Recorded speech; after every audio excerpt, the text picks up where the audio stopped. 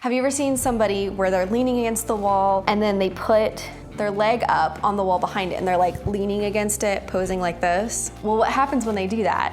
It looks like they don't have their second foot. It looks like they're missing half of their second leg. Hey there, if you're new here, my name is Allie and I talk all things Disney and photography. And don't worry, yes, I do have my coffee, but since I'm gonna be modeling in this video, I have it over to the side. Now, this video is of course gonna be more photography focused, but of course I added in a little bit of Disney flair. And everything that I'm going to be covering in this video can be applied and used in many different situations, but especially in a place like the theme parks and Disney. So in this video, I'm gonna be covering 5 of my 10 fundamentals of posing. If you want to learn more, you wanna learn all 10 of those, down in the description, I'm gonna have a link for a downloadable guide, completely free. It's just a PDF version that's gonna cover all 10 of my fundamentals of posing. So if you're interested, that link is gonna be down there for you, but let's get started. Now, fundamental number 1 is whatever you feel on the inside is going to be reflected on the outside. Now, for most of us, when we step in front of a camera, we start to feel a little bit nervous, right? A little bit anxious. And we're gonna dive a little bit into some psychology here for just a second. As human beings, when we start to feel nervous or anxious, our body tends to recognize that as a stressor, almost like as a danger. And when this happens, our instinct typically goes to protecting and covering what we would consider the most vulnerable parts of our body. And I bring this up because, as I said, most people when they step in front of a camera, they start to get nervous. And oftentimes you'll see some of these default poses that I'm about to show you. So for women, when we get a little bit nervous and anxious and we start going into some of those default poses, we oftentimes will cover our stomach area. So either wrapping your arms, holding your hands in front of your stomach. Maybe you've seen or even done some of these poses when you get nervous. And for men, I notice this especially if you look back at like some of the wedding photos where you can tell like the guy is just like super nervous. I can almost guarantee you most of them are going like this. Now, again, the reason I bring this up is because this is kind of our go-to when we're nervous and we're anxious, but that's also kind of the problem. So when you are the viewer, when you're looking at the photo of somebody and they're doing one of these poses, how does that make you feel as the viewer? You can feel the fact that they were nervous, the fact that they were uncomfortable. So when you are looking at that photo, what is being conveyed back to you is you start feeling nervous and you start feeling uncomfortable because you recognize those signs of body language. Now, I use nervousness as the main example because, again, that's kind of how most of us feel when we step in front of a camera. However, this applies to all emotions. If you're angry or frustrated or stressed or sad, your desperation makes me sad. Even if you try and put on a smile, oftentimes those emotions can come through in our body language. You know, your shoulders are tensed, or maybe your smile isn't as authentic as it normally is. And I know sometimes you're just in those situations. Sometimes you gotta get that photo at the time. When it's possible, sometimes when you're in those situations, what you need is to take a step back, maybe even reschedule if at all possible, because again, whatever you're feeling on the inside is going to be reflected on the outside. Now, like I said, many of us, myself included, still sometimes will get really nervous in front of a camera, and to be honest, that's a really, really hard habit to break. I've been a photographer for a number of years now, starting this YouTube channel, you know, doing all of these things. It's still not easy for me. I still struggle sometimes. There are very few people who are just naturally comfortable in front of a camera. And so really the best advice I can give to that, because I know some people are probably wondering, well, yeah, I'm nervous. What can I do about it? The best thing you can do, honestly, is practice. And I know like that's such a cliche. I'm sure you hear it all the time, but it really is the truth. The more and more you do it, the more and more you will get comfortable. The other piece of advice to add to it is to continue to watch videos like this, download guides, and try and learn about posing as much as you can, because the more that you feel confident in your poses and the more you feel confident in the way you can position your body and you're happy with how your pictures come out, I find that a lot of my confidence comes through that. So as much as it is the fact of just getting in front of the camera, I find personally that learning posing and understanding how to position my body in ways that I particularly like and I feel confident when I do, I find that that really helps me in terms of confidence when taking photos and being in front of the camera. Now, moving on to fundamental number 2. Whatever is closest to the camera will be emphasized in your photo. So when you're viewing a photo, your eyes are naturally drawn to the biggest and brightest object in the photo. So when you intentionally push something closer to the camera, you are giving it a bigger portion to fill up the frame, and that is what is going to be given the most attention in your photo. So this helps to direct the viewer's eyes on where to look in the photo. You are drawing attention to the thing you want the viewer to notice first. Now, sometimes you'll hear it said as whatever is closest to the camera is going to appear bigger. And technically this is true. However, I personally like to use the term emphasize, and there's a reason for that. Every person is different and every photo shoot has a different purpose. And so because of that, depending on who you are and what you're wanting, you might want to emphasize something different than somebody else. So for example, personally, if I'm gonna be doing some portraits like I'm doing today, one thing that I don't particularly want to emphasize is my stomach area. That's not something that I really like to draw attention to if I can help it. However, if you are doing a maternity shoot, that's exactly what you do want to emphasize. You really want to emphasize that baby bump because that's what the pictures are all about. Now, for some even more practical examples, this is probably not the kind of pose that I would particularly do because what I'm doing here is pushing forward my midsection. Now, there's nothing inherently wrong with this pose. It's just not something that I would choose personally. It's emphasizing an area that I don't want to put emphasis on. So instead, what I'll do is I will pull my midsection more in. I will push maybe my leg out a little bit more,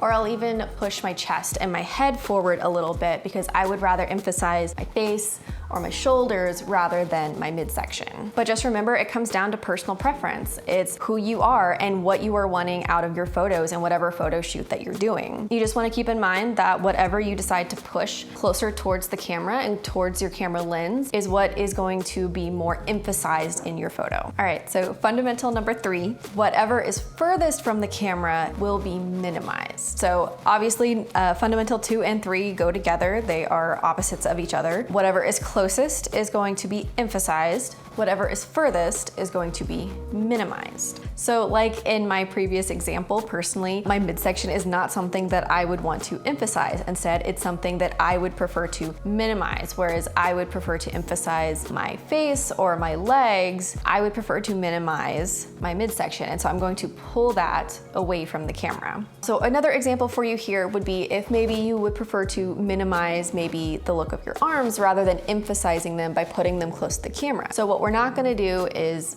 put your hand on your hip right here, or even keep your arm close to your side, because again, from this angle, our arm is now the closest thing to the camera. So that's gonna be one of the first things that the camera sees. We are emphasizing this part, but if we didn't wanna do that, what we could do is just pull it back. So now instead of emphasizing our arm, we have minimized that, and we are now emphasizing our shoulder or maybe even our face. So again, just to recap, whatever is closest to the camera will be emphasized. Whatever is furthest from the camera will be minimized. And again, this is going to vary not only from person to person, but also from photo shoot to photo shoot, depending on the purpose of the photo shoot and the desired outcome of the photos. Fundamental number 4 is one that I lovingly call don't squish.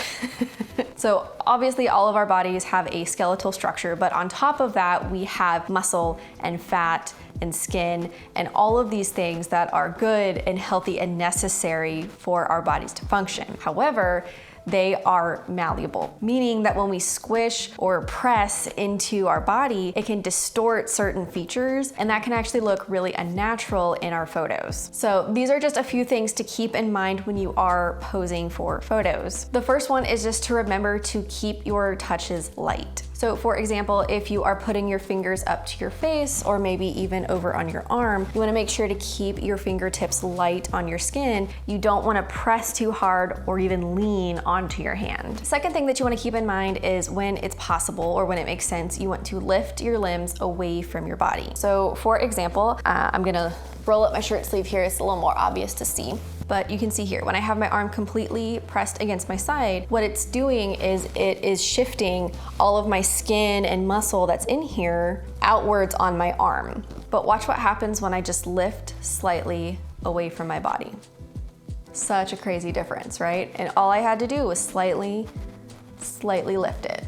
All right, so the last thing that you want to keep in mind is when you are sitting. So one thing that I try to avoid doing when I'm sitting is sitting fully back in the chair and letting my feet dangle. Because what this is gonna do is it's gonna cause all of the skin and muscle and everything in your thighs to completely spread out. You know, we've all seen the memes, we've all seen the jokes. One thing that you can do is, like I said, don't let your feet dangle if your feet reach the ground, or if they don't, if there's a bar. Just doing that, or even actively working those core muscles and lifting your legs, that automatically is gonna do the same thing as I showed you with my arm off my body. It's the same thing as lifting your leg slightly off the chair. Now, the other thing you can do is sit more on the edge of the chair rather than sitting back, because again, what this is gonna do is lift your legs slightly off the chair, and it's really gonna help not to squish your legs. Our bodies are naturally squishy, and I love them for that. That's what they're meant to be. Come here, Squishy. Come here, little squishy. But when you're taking photos, it's just something that you want to be aware of and keep in mind so that you don't do something that's gonna accidentally distort your features and come out looking really unnatural in your photos. All right, fundamental number 5 is to beware of foreshortening. Now, foreshortening was not a concept that I had heard of before I started getting into photography. So foreshortening is defined as showing something as having less depth as a result of perspective or angle. So as an example, think about a straw. When it is shown at an angle where the hole is facing the camera, all you can really see is the circle outline of the straw itself. But from this perspective, from this angle, you have no idea how long this straw may be. It's not until you turn it and you can see it from its side that you can see its full length. And this concept applies to posing as well. Have you ever seen somebody where they're leaning against the wall and then they put their leg up on the wall behind it and they're like leaning against it, posing like this? Well, what happens when they do that?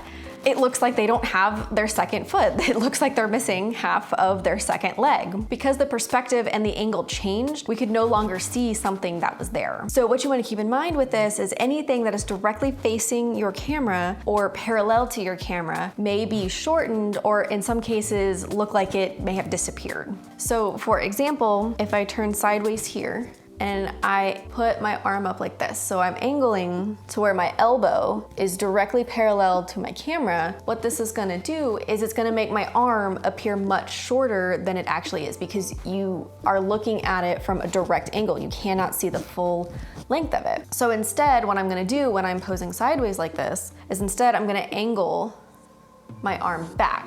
And now, because I have switched the perspective, I switched the angle, you can now see the full length of my arm. It's gonna make my arm look longer than the other way, but also its natural and actual length, versus when it's like this, it's gonna make it look unnaturally short.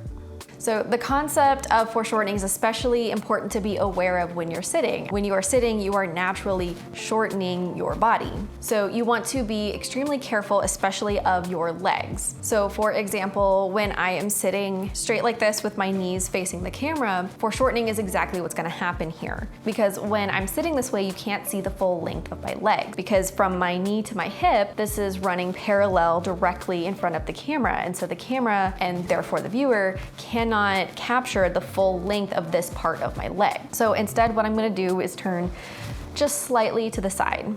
Now, you can either turn the chair itself or just turn yourself in the chair like I'm doing here, but essentially all I wanna do is make sure that the camera is able to capture the full side length of my leg. And this is gonna help to prevent that foreshortening effect. So again, those are the first 5 of my fundamentals of posing. I do have 10 if you want to learn more. Again, that link is gonna be in the description for that free downloadable guide that's gonna take you through these 5 again, plus 5 additional more.